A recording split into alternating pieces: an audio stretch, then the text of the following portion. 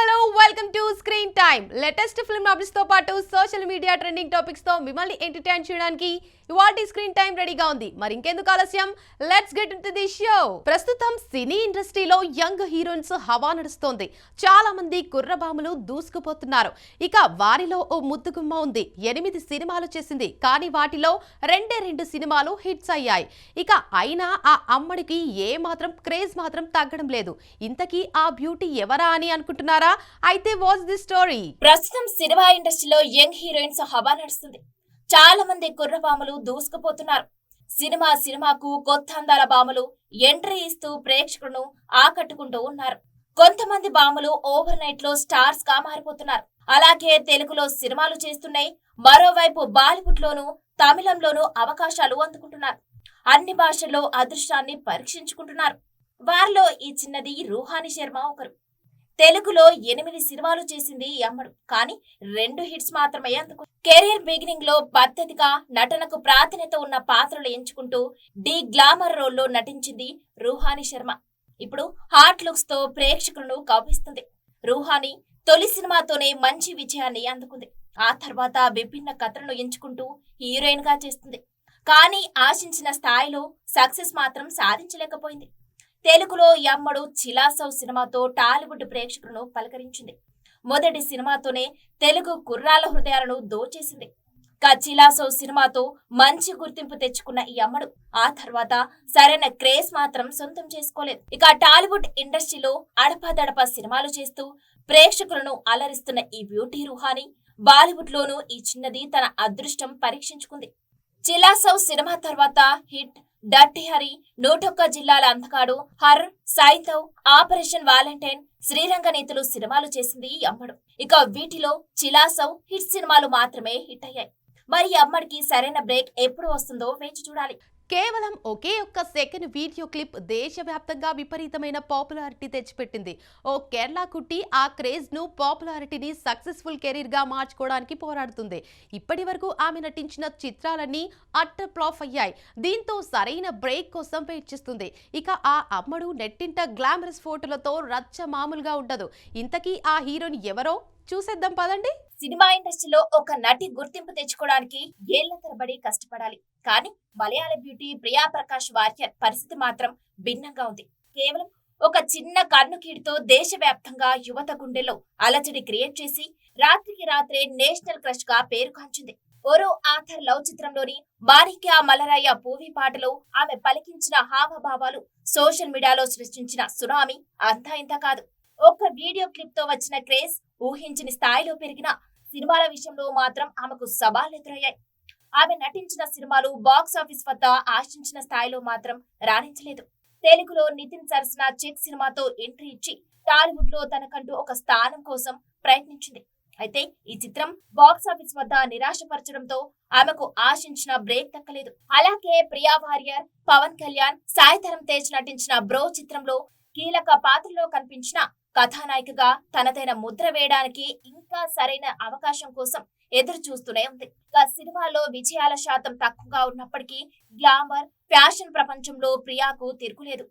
Social మీడియాలో ఆమెకున్న భారీ following ను ఏ ఇతర నటి అందుకోవడం కష్టమే. తరచూ తన గ్లామరస్ ఫోటోషూట్లు, ట్రెండీ వీడియోలతో అభిమానులను ఎప్పుడూ టచ్ లో ఉంచుకుంటుంది. అందం, స్టైల్, ఫ్యాషన్ సెన్స్ తో యువతను నిరంతరం ఆకట్టుకోవడంలో ఆమె సక్సెస్ అవుతుంది.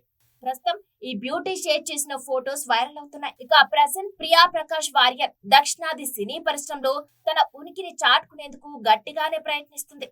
ఇటీవల అజిత్ నటించిన గుడ్ బ్యాడ్ అగ్లీ చిత్రంతో పాటు ధనుష్ దర్శకత్వంలో వచ్చిన నిలువుకు, ఎన్మేల్ ఎన్నడి కోపం వంటి సినిమాలో నటిస్తూ తన కెరీర్ ను గాడిలో పెట్టుకుంటుంది. తెలుగు, తమిళం, మలయాళంలో సరైన ఛాన్స్ కోసం చూస్తుంది. టాలీవుడ్ లో ఇప్పటి వరకు పెద్ద విజయం ఆమెను వరించకపోయినా ఆమెకున్న ఫాలోయింగ్, నటనపై ఆమెకున్న ఆసక్తిని చూస్తుంటే సరైన కథ, పవర్ఫుల్ పాత్ర లభిస్తే మళ్లీ ప్రియా తన సత్తా చాటం ఖాయమని సినీ విశ్లేషకులు భావిస్తున్నారు. ఈ వింక్ సెన్సేషన్ భవిష్యత్తులో ఎలాంటి మ్యాజిక్ చేస్తుందో చూడాలి. సినిమా ఇండస్ట్రీలో ఎంతో మంది స్టార్స్ ఎలాంటి బ్యాక్గ్రౌండ్ లేకుండా వచ్చి సక్సెస్ అయ్యారు. అలాంటి వారు ఇక్కడ ఎంతో మంది ఉన్నారు.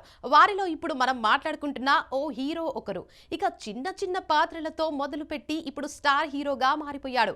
ఇండస్ట్రీలోకి కేవలం 300లతో వచ్చాడట ఆ హీరో. ఇప్పుడు 100 కోట్లు సంపాదించాడు. అలా ఏ హీరో ఉన్నాడు? ఏ సినిమాలు చేశాడు? ఇప్పుడు ఏ సినిమాలో నటిస్తున్నాడు? Have a look. సినిమా ఇండస్ట్రీలో ఎంతో మంది హీరోలు, హీరోయిన్స్ ఎంతో కష్టపడి వచ్చి స్వయం శక్తితో స్టార్స్ గా ఎదిగారు. వారిలో ఓ హీరో ఒకరు.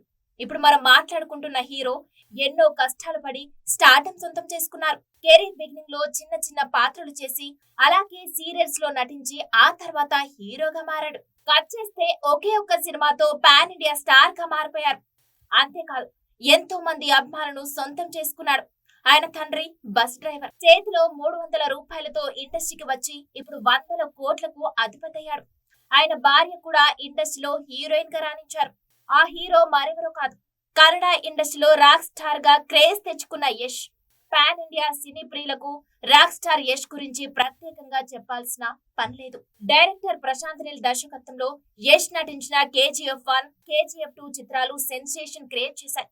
ఆ సినిమాతో యష్ క్రేజ్ ఒక్కసారిగా మారిపోయింది. కానీ హీరోగా తనను తాను నిరూపించుకోవడానికి ముందు ఎన్నో ఒడిదొడుకులను ఎదుర్కొన్నాడట యష్. ఎలాంటి బ్యాక్గ్రౌండ్ లేకుండానే ఇండస్ట్రీలోకి అడుగుపెట్టి ఇప్పుడు తనకంటూ ఓ గుర్తింపు సంపాదించుకున్నారు. యష్ అసలు పేరు నవీన్. కర్ణాటకలోని హాసన్ అనే గ్రామంలో మధ్యతరగతి కుటుంబంలో జన్మించారు. యష్ తల్లి తన కుమారుడు పేరు యశ్వంత్ గా మార్చుకున్నారు. ఇక ఇండస్ట్రీలోకి వచ్చాక యష్ గా పేరు మార్చుకున్నారు యష్.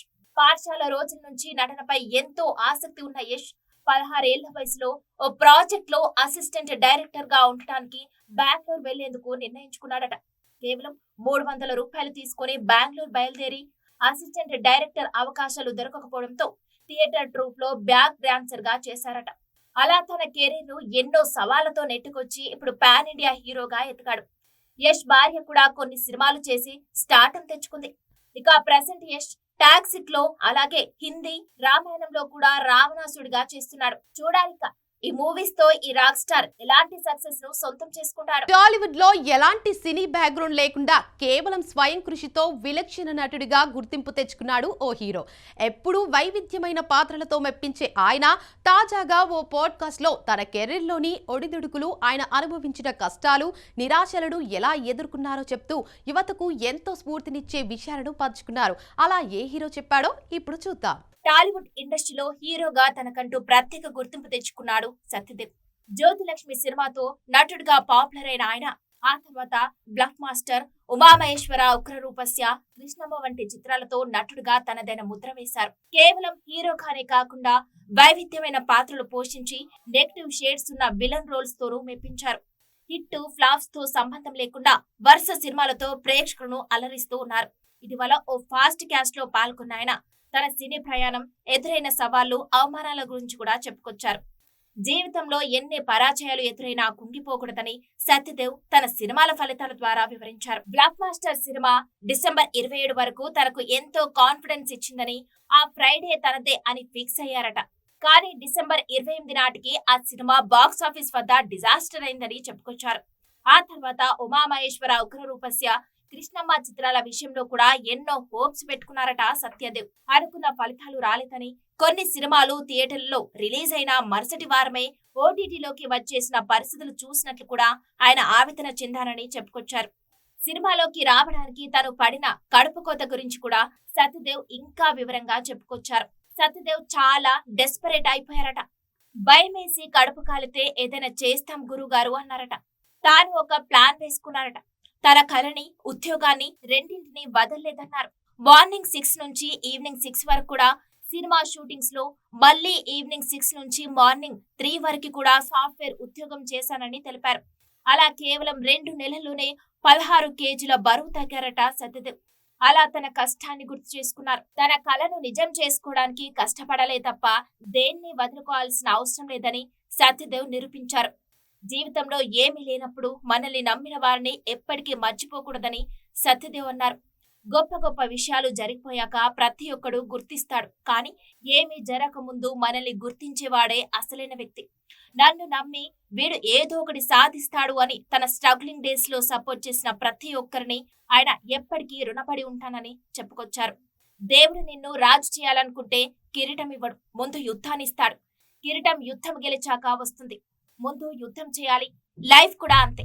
నీకు ఒకటి కావాలనుకుంటే దేవుడు ముందు అది ఇవ్వడు, దాని చుట్టూ ఉన్న యుద్ధాలను ఇస్తాడు.